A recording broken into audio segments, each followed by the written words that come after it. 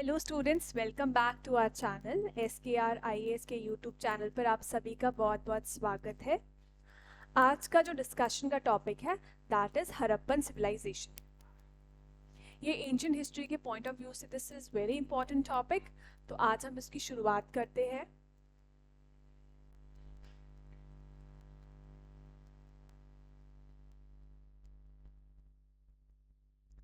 अगर हम हड़प्पन सील की बात करें तो it is possibly the most distinctive artifact of the Harappan. Harappan को ही इंडस वैली सिविलाइजेशन भी कहते हैं। दिस हड़प्पन सील, आगे हम नेक्स्ट स्लाइड में देखेंगे हड़प्पन सील कैसा होता था।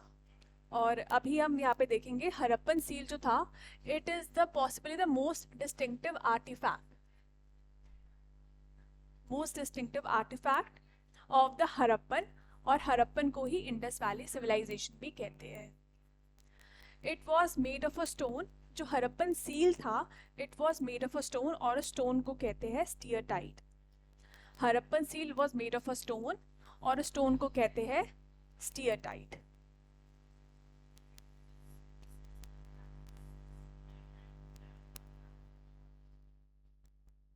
उस स्टोन को कहते हैं, जिस स्टोन से वो सील बना होता था, दैट स्टोन इज कॉल्ड स्टीयरटाइट। आगे चलते हैं। ओके, स्टीयरटाइट, दिस इज इम्पॉर्टेंट कि ये इम्पॉर्टेंट होता है कि वो सील जो थी वो किस स्टोन की बनी होती थी। तो ये हमें पता होना चाहिए कि वो स्टीयरटाइट की बनी होती थी। Seals like this often contain animal motifs और साइन फ्रॉम अ स्क्रिप्ट। और जो सील्स होती थी इनमें सील्स में एनिमल मोटिव बना होता था, मोस्टली एनिमल मोटिव इस पे बना होता था।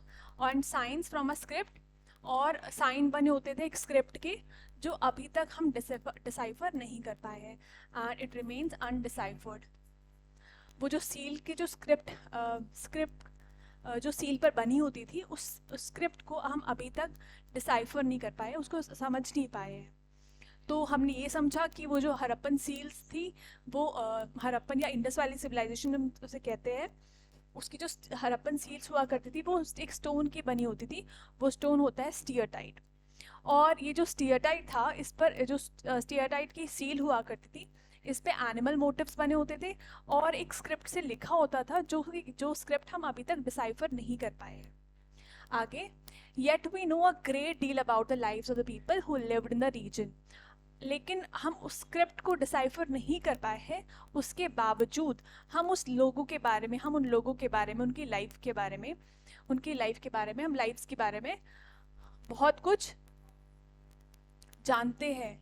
जो उस समय वो लोग रहते थे, वो क्या खाते थे, कैसे रहते थे, उसके उस स्क्रिप्ट को डिसाइफर के ना करने के बावजूद भी हम उनको बहुत कुछ जानते हैं उनके बारे में और समझते भी हैं।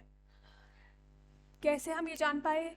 बिकॉज उन्होंने जो चीज़ें छोड़ी, from what they left behind, वो जो चीज़ें छोड़ कर गए, जैसे कि सील्स, आगे हम और भी चीज़ देखेंगे, पॉटरी, उनके यूटेंसिल जो हुआ करते थे, जो भी आइटम्स वो यूज़ करते थे, उसके थ्रू हम ये समझ पाए कि उनकी लाइफ्स कैसी हुआ करती थी और क्या वो यूज़ करते थे, कैसे वो रहा करते होंगे। देयर हाउसेस, उनके घरों से पॉट्स जो यूज़ करते थे, उनके ऑर्नामेंट जो ज्वेलरी वो यूज़ करते थे, टूल्स को, सील्स, इन सभी चीज़ों की वजह से हम उन चीज़ों को जान पाए कि वो जो हड़प्पन लोग थे वो कैसे रहते थे और उनकी लाइफ्स के बारे में हम जान पाए। और ये सभी क्या है? आर्कियोलॉजिकल एविडेंस है। ठीक है, आगे चलते हैं। We will explore how archaeological material is interpreted and how interpretation sometimes change. आगे हम जैसे हम पढ़ेंगे, आगे पढ़ते रहेंगे तो हमें पता चलेगा कि आर्कियोलॉजिकल जो मटेरियल है उसके थ्रू कैसे हम इंटरप्रेट कर पाए उनके बारे में, और उनकी इंटरप्रिटेशन कभी कभी जो इंटरप्रिटेशन हम कर पाए वो चेंज भी होती है। Of course there are some aspects of the civilization that are yet unknown. अभी भी कुछ चीज़ें हैं इस civilization की जो अभी भी known नहीं है, unknown है अभी भी हम सभी के लिए, and may even remain so, और आगे भी वो शायद से unknown ही रहे। मतलब ये लास्ट लाइन में यही कह रहे हैं कि अभी भी कुछ एस्पेक्ट्स है, some aspects of the civilisation are yet unknown, अभी भी अननोन है और हो सकता है कि वो आगे भी हमारे लिए अननोन ही रहे। ठीक है, तो हमें इस स्लाइड से इतना हम समझ पाए कि हड़प्पन सील हुआ करती थी, बहुत ही डिस्टिंक्टिव आर्टिफैक्ट हुआ करता था वो। हड़प्पन या इंडस वैली सिविलाइजेशन का वो एक स्टोन की बनी होती थी हड़प्पन सील, उस स्टोन को कहते हैं steatite. Steatite steatite soft stone हुआ करता था, उसकी वो सील बना करती थी, और उस सील पर एनिमल मोटिव्स होते थे, एनिमल डिजाइन, एनिमल्स बने होते थे, और उस पर साइन बने होते थे उस स्क्रिप्ट के, और उस स्क्रिप्ट को हम अभी तक डिसाइफर नहीं कर पाए हैं, उस स्क्रिप्ट को अभी तक हम डिसाइफर नहीं कर पाए हैं कि उस स्क्रिप्ट में क्या था। और हम लेकिन फिर भी हम उसके बावजूद भी हम लोगों के बारे में बहुत कुछ जान पाए हैं, बहुत कुछ समझ पाए हैं, कैसे वो जो चीज़ें वो छोड़ कर गए, जैसे कि उनके घर के थ्रू, उनके हाउसेस, पॉट्स, उनके ऑर्नामेंट्स वो यूज़ करते थे, टूल्स और स्टील्स के थ्रू हम उनके बारे में, आर्कियोलॉजिकल एविडेंस के थ्रू उनके बारे में हम जान पाए हैं। आगे था कि हम आर्कियोलॉजिकल मटेरियल को समझेंगे, कैसे उनको इंटरप्रेट किया जाता है, और लास्ट में था कि अभी भी कुछ एस्पेक्ट सिविलाइजेशन के अभी भी हमारे लिए अननोन है, और हो सकता है मे बी परहैप्स वो आगे भी अननोन ही रहे। ओके, नेक्स्ट स्लाइड पे चलते हैं। ये है Harappan seal, this is Harappan seal. हमें समझ आ रहा है कोई एनिमल बना हुआ है, यहाँ पे सेंटर में एक एनिमल बना हुआ है, और यहाँ पे स्क्रिप्ट लिखी है। अब इस स्क्रिप्ट जो लिखी है हम इसको this script is still अनडिसाइफर्ड।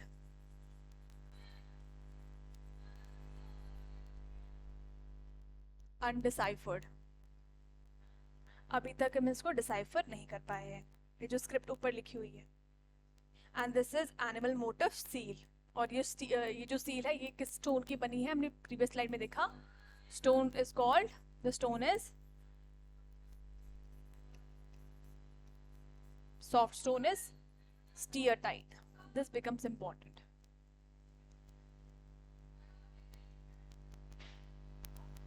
Okay, आगे चलते हैं।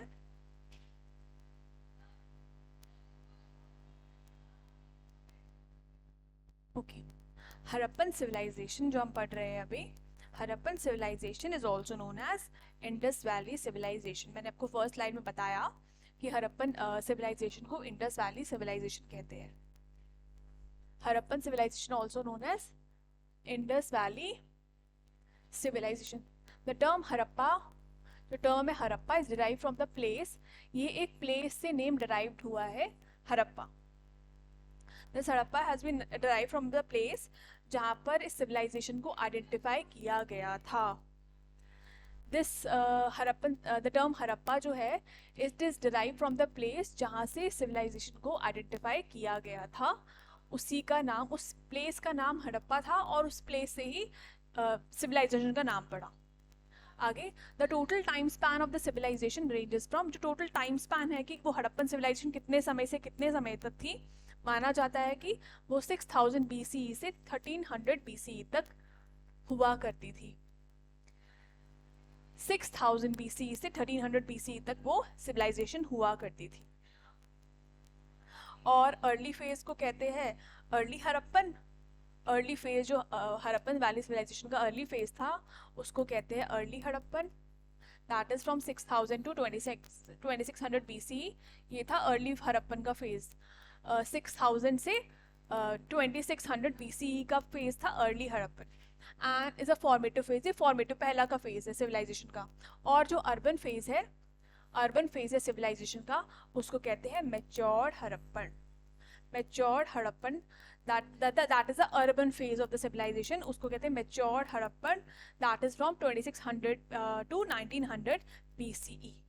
this is matured Harappan, mature Harappan from 2600 to 1900 BCE, and it is the most prosperous phase। और इसी जो मैच्योर फेज है हड़प्पन का, that is the most prosperous, सबसे ज़्यादा prosperous phase ये मैच्योर हड़प्पन ही हुआ करता था। अगर हम देखें नेक्स्ट, जो डिक्लाइन हुआ इस सिविलाइजेशन का, it starts from around 1900 BCE से इस सिविलाइजेशन का डिक्लाइन होना शुरू हुआ।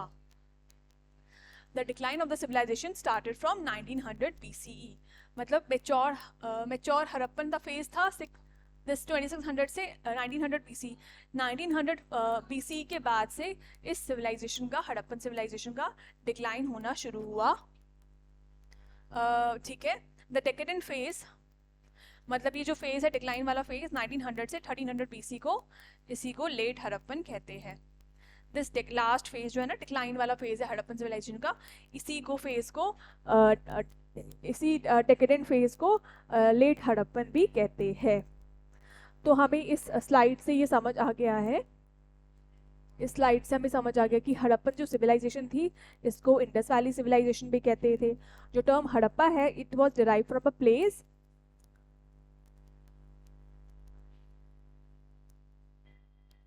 जो टर्म हड़प्पा है it is derive from the place, the term Harappa is derive from the place, term जो हड़प्पा है it is derive from the place जहाँ पर सिविलाइजेशन को पहली बार आइडेंटिफाई किया गया था। अगर टोटल टाइम स्पैन की बात करें तो सिविलाइजेशन का था 6000 से 2600 BC जो अर्ली फेज था, उसी को अर्ली हड़प्पन फेज कहते हैं। नेक्स्ट था mature Harappan phase, that is from 2600 से 1900 BC, उसको मेच्योर हड़प्पन कहते हैं फेज। और द डिक्लाइन जो फेज हुआ डेकेडेंट फेज वो था 1900 BC के बाद से, and the late Harappan phase उसे कहते हैं 1900 टू 1300 BC। आई होप आपको यहाँ तक जो भी आपने पढ़ाया डिस्कस किया क्लियर हुआ होगा। Thank you so much.